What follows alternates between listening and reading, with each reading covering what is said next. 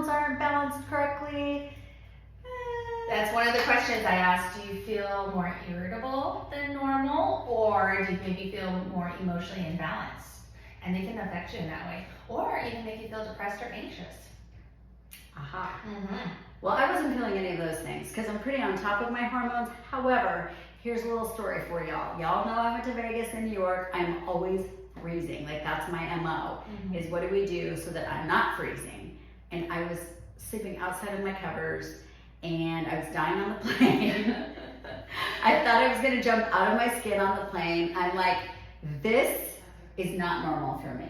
So while I was in New York, I texted Sarah and I'm like, when I come home, I need to see you. I said, I think we need to do some labs. It's maybe time to readjust, because every day things are changing. And thank goodness you're so in tune with your hormones. You know, even if somebody isn't as much, we do labs fairly regularly to see, you know, if symptoms and numbers are changing. You don't even have to have a lot wrong with you to just come in and know where you're at. I have the philosophy of, why not keep your hormones balanced always, so that you never go through this, you know, drop where you go, ooh, I feel terrible, and then we try to get you back up. Like, I personally just want to always feel good. So if I notice anything a little bit different, Right.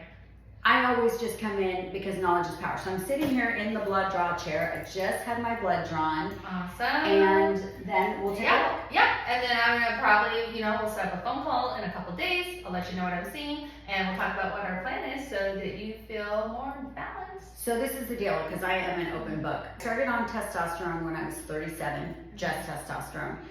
We have progressed over the many years, which has been 9 years that we've been together. Amazing. I'm turning 50 this year. I don't have my period, like yours, man. I don't have my period because I had an ablation. So that's sort of weird, because, you know, you can also judge menopause by what your period's doing. I don't have a period, so I have no idea. The only thing I can judge it on is really how I feel. But we've been on, so started with testosterone, progesterone, DHEA, fan of all of that. Now we may need some estrogen. Is there a typical, there really isn't an age, right? No, I mean, I have women that their body starts, you know, changing in that direction in, you know, their 40s. Some women late 50s. I mean, everyone's different, but our labs are going to tell us how your body's producing hormones.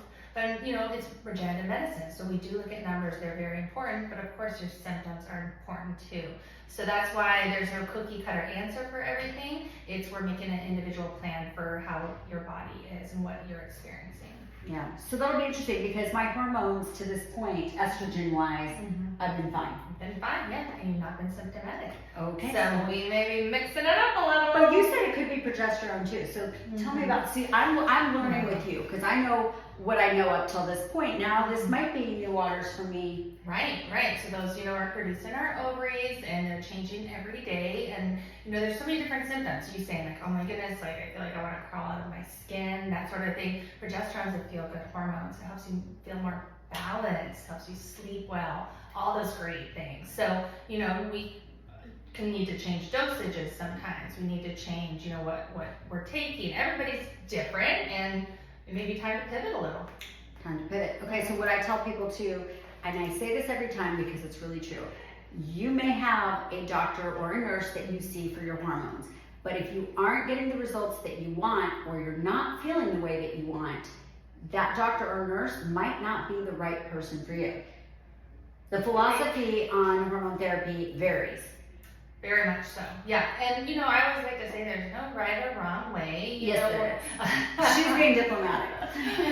I feel like I have good results because I've been doing it a long time. And, you know, sometimes people are a challenge, but if someone's willing to stick it out and, you know, we try different things to see how your body responds, it's hardly ever that we don't get the results that we want. Like a car, okay? Do you want to run like a Nissan, or do you want to run like a Ferrari? I personally want to be the Ferrari. So people will be like, well, I had my testosterone checked and it was in normal range. Do you want to be normal, or do you want to be fantastic? Do you want to be an okay car, or do you want to be a race car? I think fantastic sounds pretty good. Right. You do a lot of great things, you know. I want to feel great. I want to have energy. I want to have libido. I want to be able to sleep great. I want to be able to build muscle. I want to be able to lean out. I want to be able to feel like I'm 20 and keep moving the way I want to move.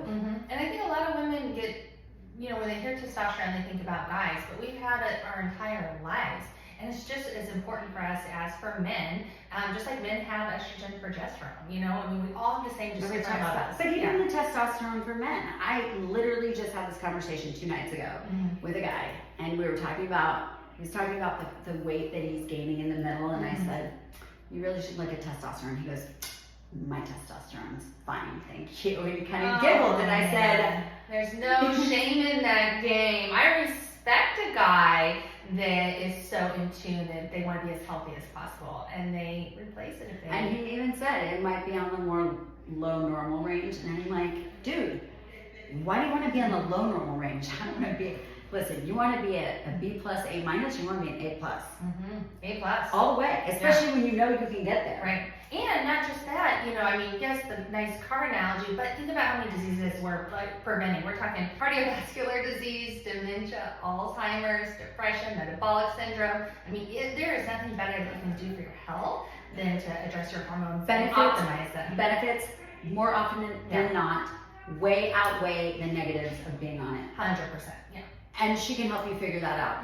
If for some reason you are that very one person that shouldn't be on it, okay, then you reassess and do something different. But most likely, not true. Yeah. And you know, it's always just give us a call, let's get some lab work, let's see what's going on, and let's see what your body's telling us, what your needs are, and let's make a plan. And there's almost always solutions in some form or another. I can't say enough. Yeah. She's my girl. Arcadia Wellness Center, Sarah Quinn. Come on in and see her. And if you don't live in the Phoenix metro area, telemedicine, it's for you. Awesome. Give us a call. Yay! I'm going to take it to my hormones. All right, guys. Come on in here. She'll fix you up. You and your hubby.